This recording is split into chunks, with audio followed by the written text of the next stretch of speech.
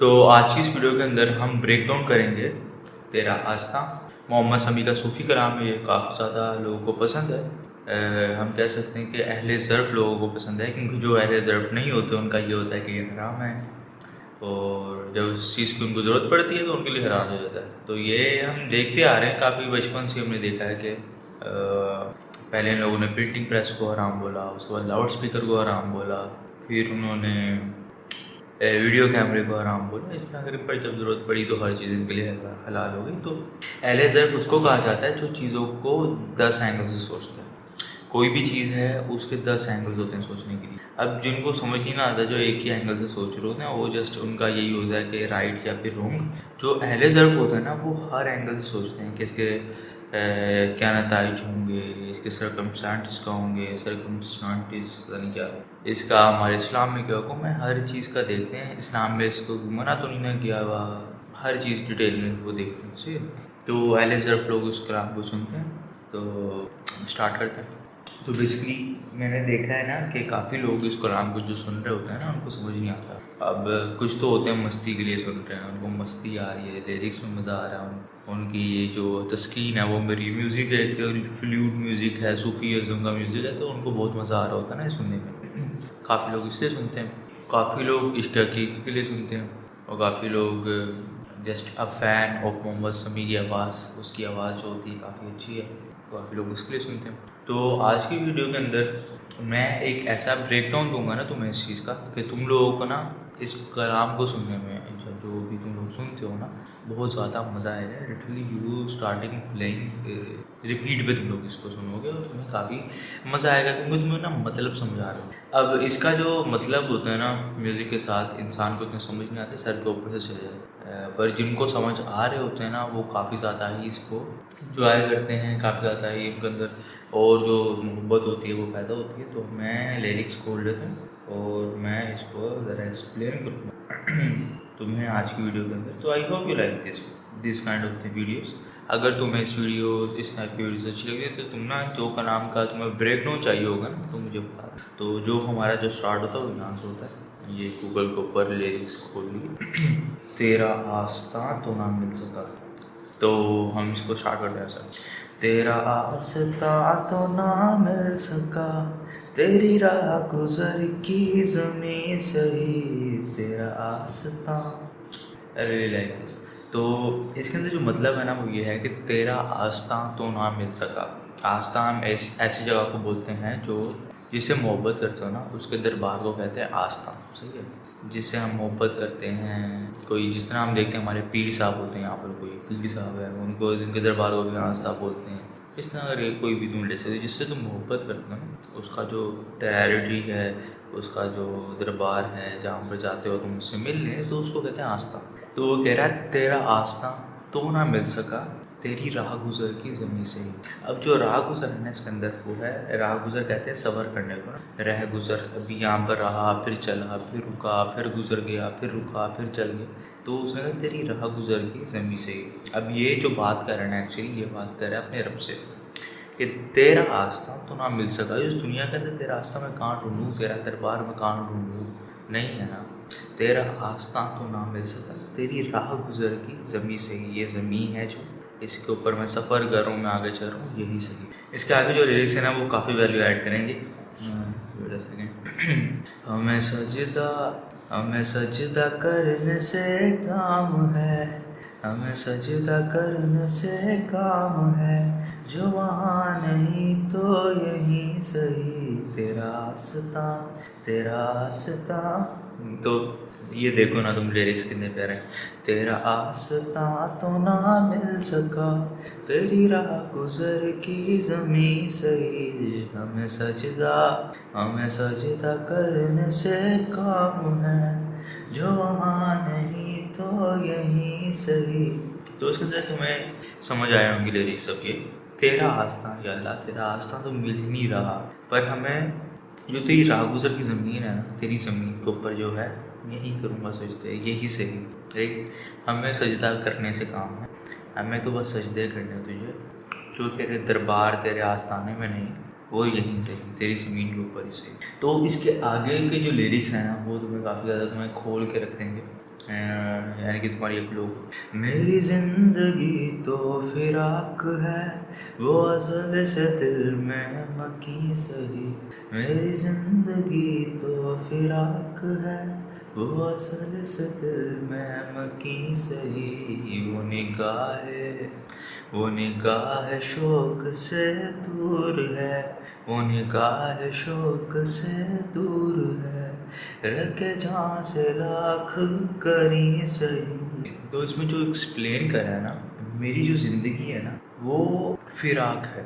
फिराक मतलब मेरी जो ज़िंदगी है, मैं अपनी ज़िंदगी में तुझे देख ही नहीं सकता, तेरे से टूटी हुई है, पर वो अज़ल से दिल में मुकी सी। अज़ल उस टाइम को कहते हैं जो टाइम जब कुछ भी नहीं था, वो अज़ल का टाइम था।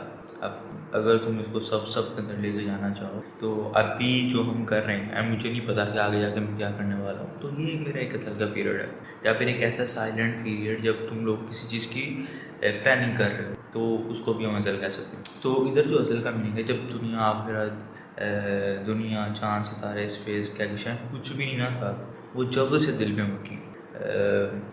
तो ये है उसका कहने का मतलब क्या। मेरी ज़िंदगी तो फिलहाल मेरी जो ज़िंदगी है ना, उसमें तो मैं तुझे देख नहीं सकता, वो टूटी, वो सेपरेट है तुझसे।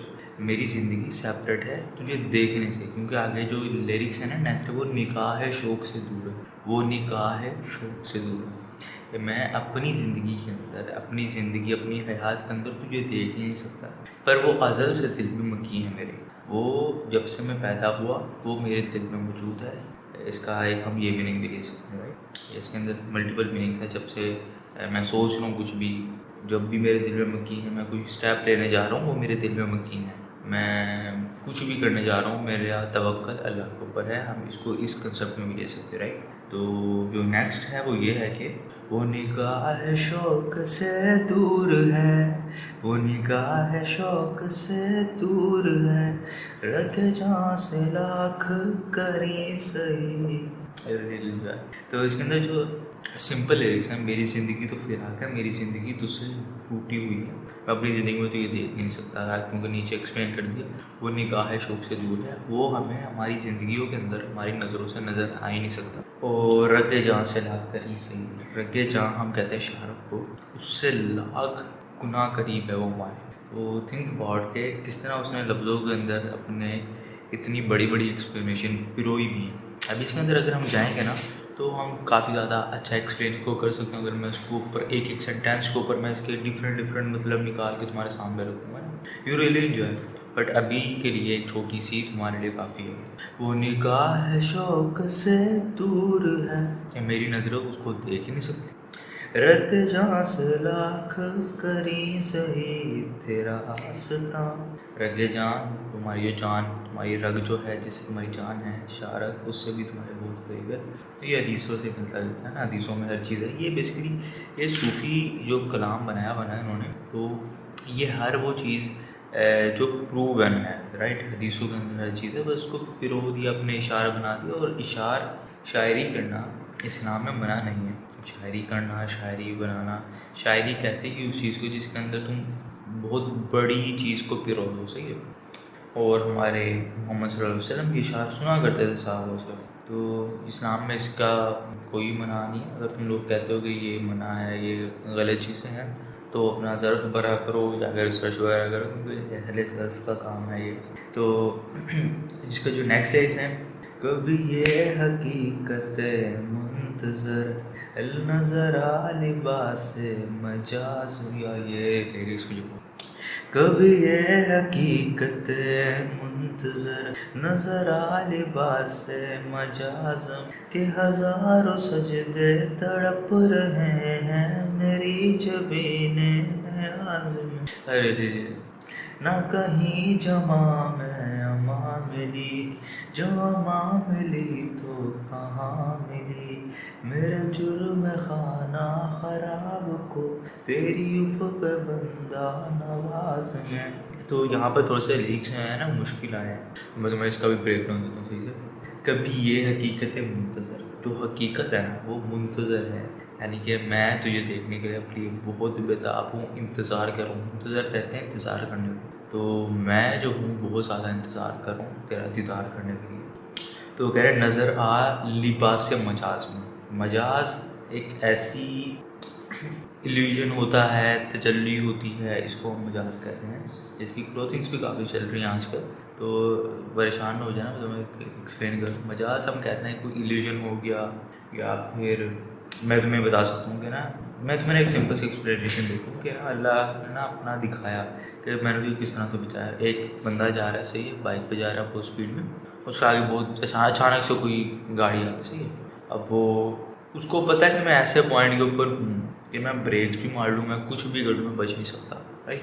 पर वो बच जाता है, सही, वो बंदा बच गया, तो अल्लाह ने उसको निशानी दी कि मैंने तेरी हिफाजत किया, राइट। तो वो निशानी को देखने के बाद ना, ये जस्ट लाइक के हजारों सजदे तड़प रहे हैं मेरी जुबीने नियाज में। तो अल्लाह तुम्हें कुछ देता है, कुछ अता करता है, अल्लाह तुम पर रहमतें डालता है, तो तुम के जो अहले ज़र्फ़ ना होते वो बागी हो जाते हैं, जो अहले ज़र्फ़ होते हैं ना वो सजदे में गिर के हज़ारों सजदे तड़प रहे हैं।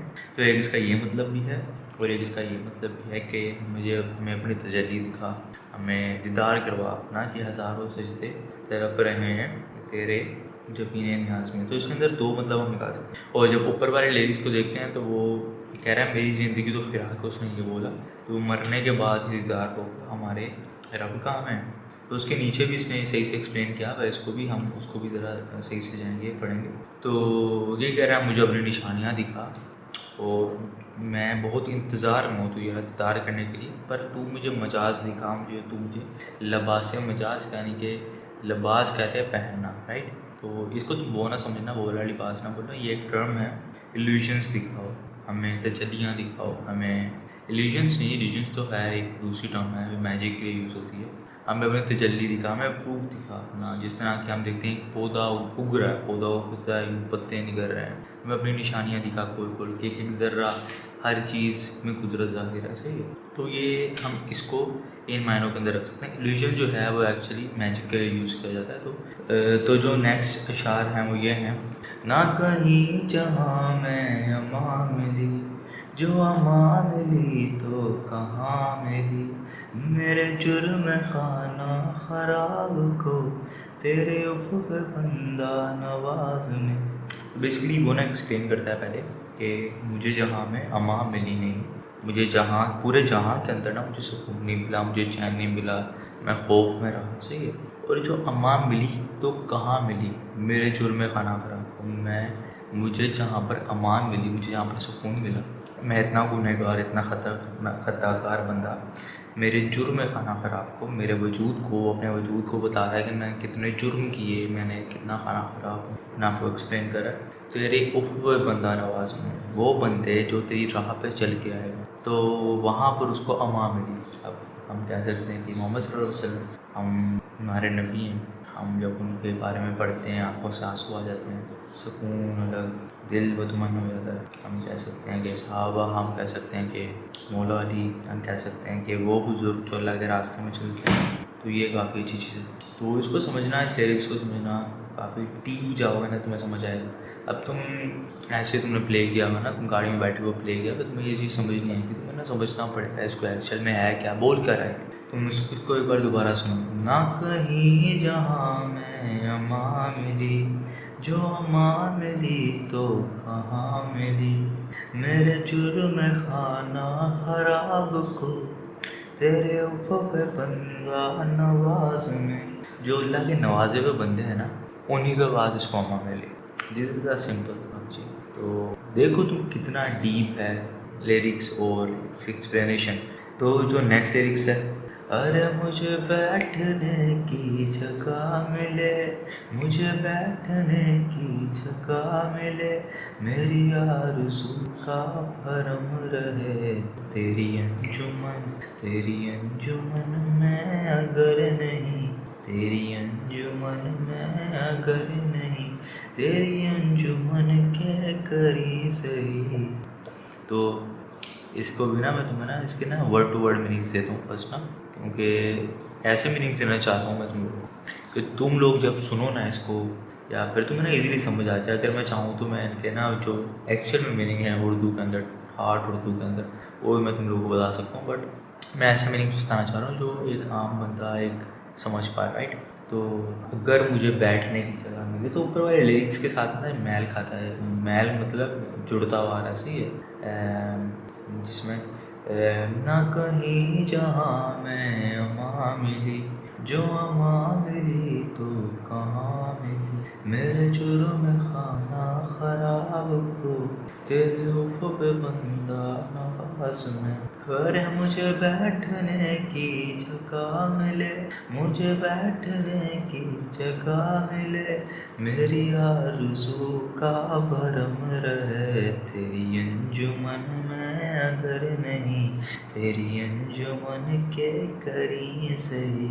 तो this is how actually you can say it. तो इसके अंदर जो है ना, अरे मुझे बैठने की जगह मिले, मुझे बैठने की जगह मिले, तो उसमें इस जस्ट सिंपल लिरिक्स, अगर तुम लोग सोचो इसको कि इसके अंदर क्या मीनिंग हो सकते हैं, यार मुझे बैठने की जगह मिले, तो ऊपर से जो चीज़ चलती भी आ रही है ना, कॉन्टेक्स्ट के अंदर इसको देखेंगे तो इसके मीनिंग्स जो हैं, तेरे पाक बंदों के पास बैठूं, उनसे सीखूं, उनके रिंद बने, तो मेरी आरज़ुओं का भरम रहे, कि मेरी छोटी सी ख्वाहिश है कि मुझे ना अपने उन बंदों के पास रख के जो तेरे रास्ते पे चलते आ रहे हैं, तेरे नवाजे हुए बनते हैं और मुझे वहाँ सुकून मिलता है, मुझे रख। एक दुआ भी है, गुजारिश भी है कि मुझे उनके पास लेके जा, मुझे उनके पास साथ बिठा, मुझे उनके साथ थोड़ी सी जगह मिले कि मैं भी उनमें शामिल हो जाऊँ। This is how actually like, तेरी अंजुमन में अगर नहीं, तेरी अंजुमन में अगर नहीं, तेरी अंजुमन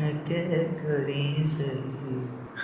तो इसके अंदर जो है ना, वो ये कह रहा है कि जहाँ पर महफिल हो रही है ना, कि अल्लाह वाले लोग बैठे हैं और बातें कर रहे हैं, कि बातें चल रही हैं, अल्लाह को पुकार रहे हैं, तो कहता है कि अगर मैं, मेरा जो जुर्म मेरे इतने बड़े हैं कि मैं उस महफिल में जा नहीं सकता, तो तेरी अंजुमन, जहाँ पर अल्लाह की बात हो रही है, राइट, अगर मैंने इतने बड़े बड़े जुर्म किए हैं कि मैं उस महफिल में जा नहीं सकता, तो उसके करीब से ही, उसके करीब थोड़ा सा पास मुझे बिठा दे, कि उनकी जो आवाज़ है ना मेरे कानों तक आ जाए, या फिर उनकी वजह से मैं अभी बख्शा जाऊँ।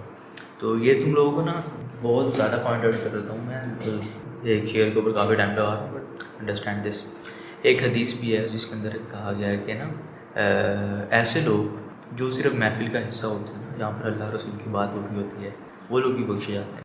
तो दिस इज़ हाउ एक्चुअली कि तेरी अंजुमन में अगर नहीं, मैं इतना गुनहगार हूँ ना कि तेरी अंजुमन में नहीं जा सकता, तो तेरी अंजुमन के करीब से कि उनके वसीले से हमारा भी काम हो जाए। तो ये एक एक्चुअली ये होता है कि ना, अल्लाह वालों की महफिल में बैठना चाहिए, अल्लाह की बात होगी, आप बैठो, आपको नहीं पता उनमें से कौन दरवेश, उनमें से कौन वली है, आपको कुछ नहीं पता। तो ये है इस लिरिक्स का मतलब, ये कॉन्टेक्स्ट चलता हुआ आ रहा है जो हम देख सकते हैं। कभी ये हकीकत या तुम पूरा ही देखो ना, एक कॉन्टेक्स्ट चलता हुआ आ रहा है, तो उसको तुम्हें समझ आने वाली आ रही होगी ना, जो मैं एक्सप्लेन कर रहा हूँ। उसके बाद जो हमारा आता है वो आता है, सर दूर हो सर हश्र हो, हमें इंतज़ार कबूल है, सर दूर हो सर हश्र हो, हमें इंतज़ार कबूल है, वो कभी मिले, वो कभी मिले, वो कहीं मिले, वो कभी सही, वो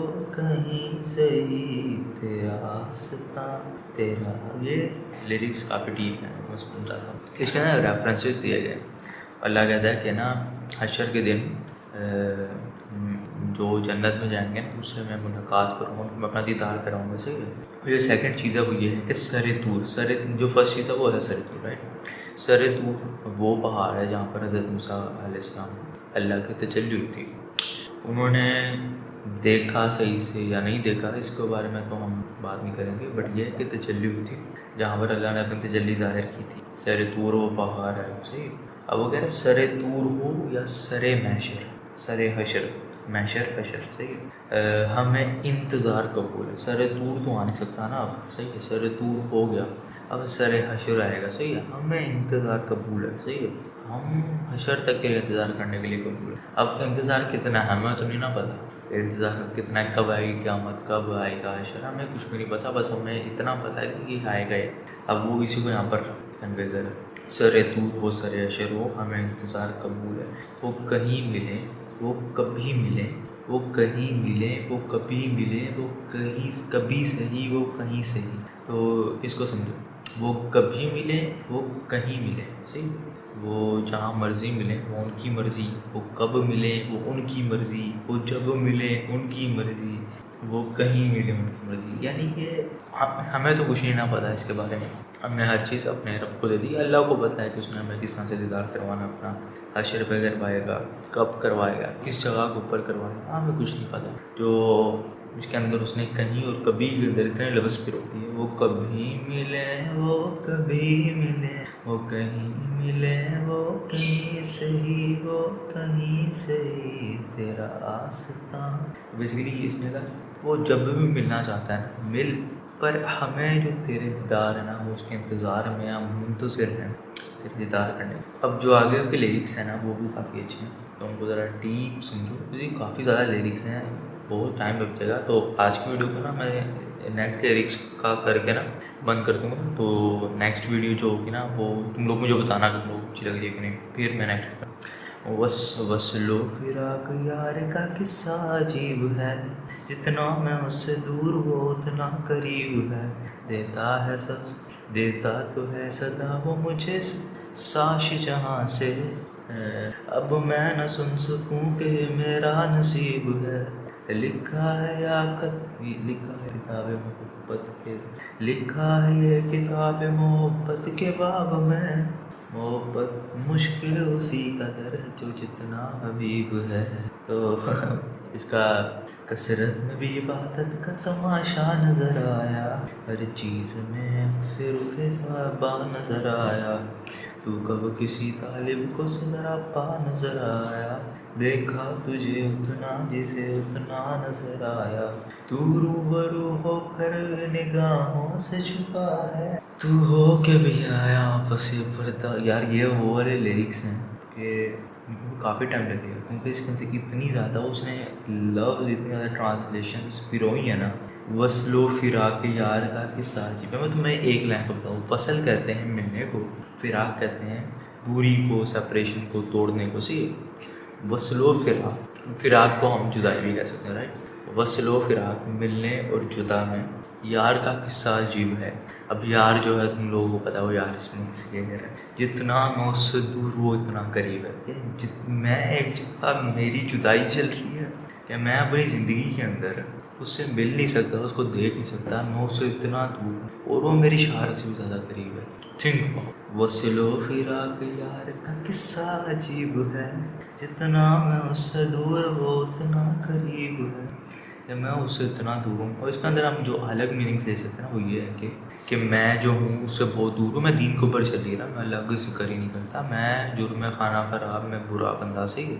और उसके बाद ये है कि वो मेरे कितना करीब, मेरी शायरों से भी करीब है, मुझे ऑक्सीजन दे रहा है, मुझे खाने के लिए रोज़ मैं कुछ खा रहा हूँ, मैं बड़ा हो रहा हूँ, पानी पी रहा हूँ, मैं चल रहा हूँ। 26,000 बीमारियाँ हैं, 26,000 बीमारियाँ डिजीज़ हैं इस वर्ल्ड के अंदर इंसानों के खाली से, मुझे एक भी नहीं है। लाइक वो हर चीज़ में ना आया है, और इतना छुपा हुआ कि नज़र ही नहीं आ रहा। तो ये जो लिरिक्स है ना, मैं तुम्हें नेक्स्ट वीडियो के अंदर डिफाइन करूँगा, क्योंकि इसके अंदर पूरा एक लड़ी बनती भी आ रही है शेरों की। गुजरा तसव्वुर में तेरी राह है फना से, हैदर कहीं शब्बीर कलंदर नजर आए, तू मेरा भी खालिक है मोहम्मद का भी खालिक, कैसा है ये खता, कैसा ये खता, कार को रिश्ता नजर आए। बहुत ज़्यादा लिरिक्स हैं इसके अंदर जो एक्सप्लेन होने वाले हैं, तो इसके ऊपर मुझे ना, मैं कहता हूँ कि इस 2-3 घंटे चाहिए इसको सीधे एक्सप्लेन करने में, पर जो इसकी वीडियो देख लेगा ना एक बार, उसके कलाम इतना सूट करेगा, इतना मज़ा आएगा ना सुनने में, लज्जत मिलेगी कलम से। तो ये देखो ना तुम लिरिक्स में, तुम लोगों को दिखाता हूँ कितने लिरिक्स अभी रहते हैं।